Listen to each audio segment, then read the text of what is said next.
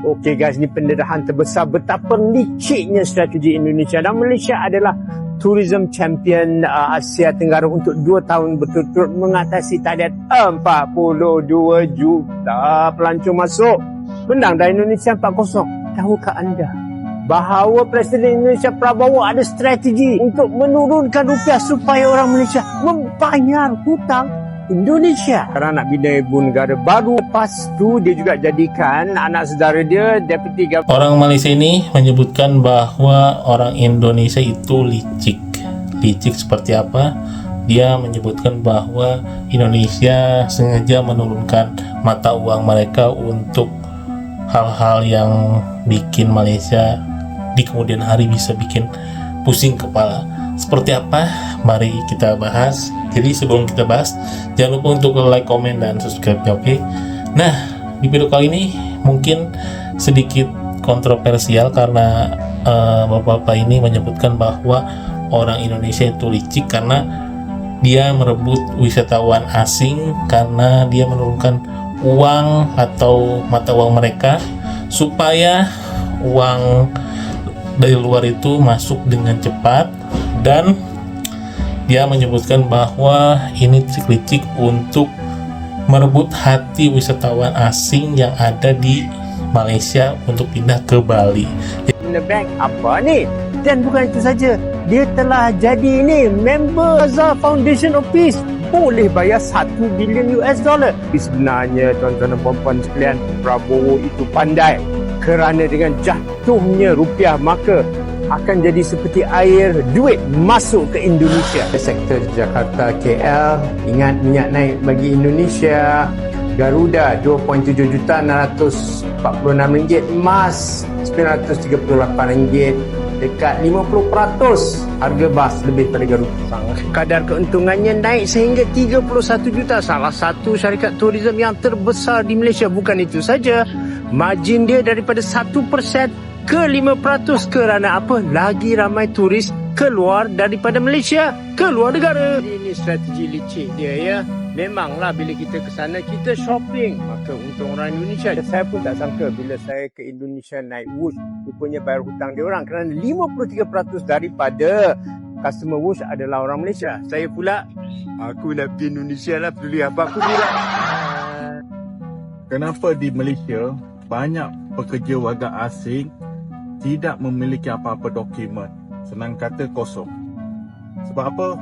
Ejen ataupun orang yang nguruskan permit ini cas terlalu mahal berbanding dengan apa yang kerajaan tetapkan pembayaran dia.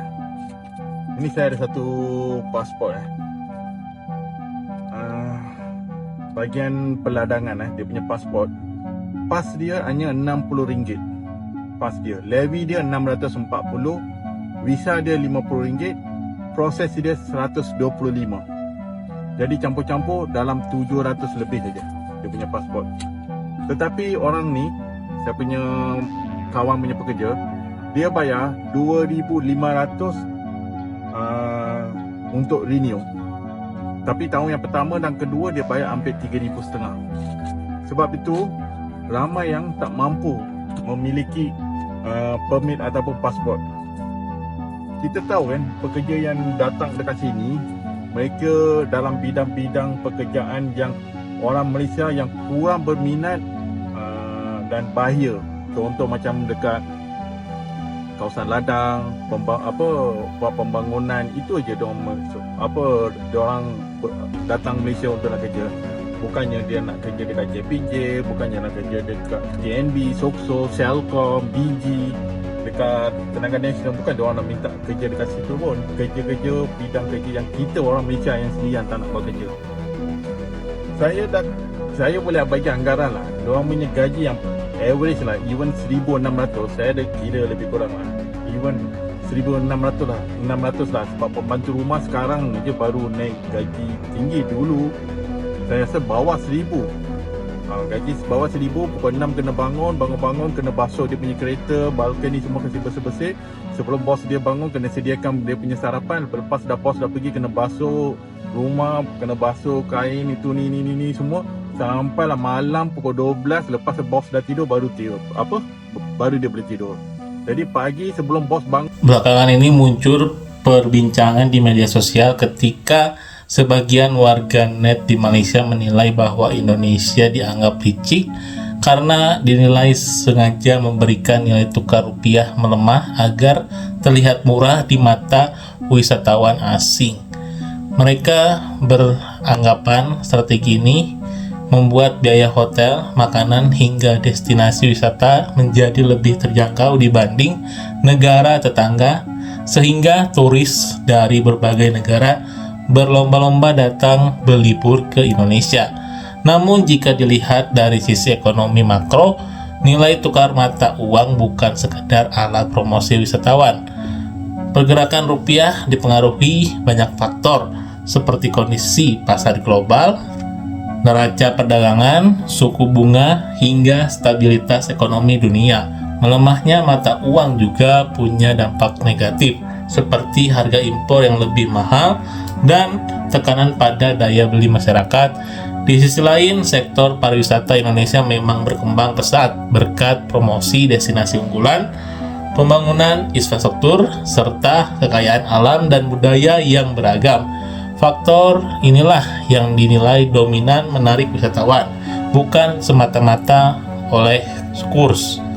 Perdebatan semacam ini sebenarnya menunjukkan adanya persaingan sehat di kawasan Asia Tenggara, alih-alih saling menuduh. Kedua negara bisa saling belajar dalam mengelola ekonomi dan pariwisata agar sama-sama maju dan memberi manfaat bagi rakyatnya.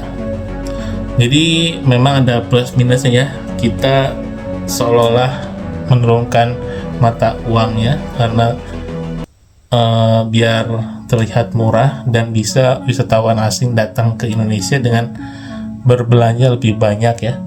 Dan tapi itu bisa menjadi pergolakan ekonomi yang luar biasa karena kurs rupiah itu atau mata uang menentukan harga diri bangsa. Seperti contohnya lah Iran ya. Iran mata uangnya atau mata tukar dolarnya sangat tidak ada berharganya gitu. Ini seperti buah sikamalakama. Nah, itulah pokoknya. Jadi intinya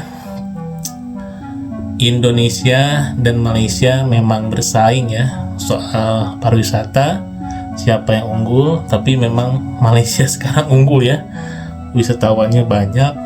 Tapi Indonesia pun tidak kalah lah, 14 juta. Tapi untuk sekelas Indonesia sebesar Indonesia masa 14 juta gitu. Jadi berbagai cara kita lakukan untuk menarik pariwisata. Jadi menurut kalian gimana? Tulis di bawah, jangan lupa untuk komen dan like.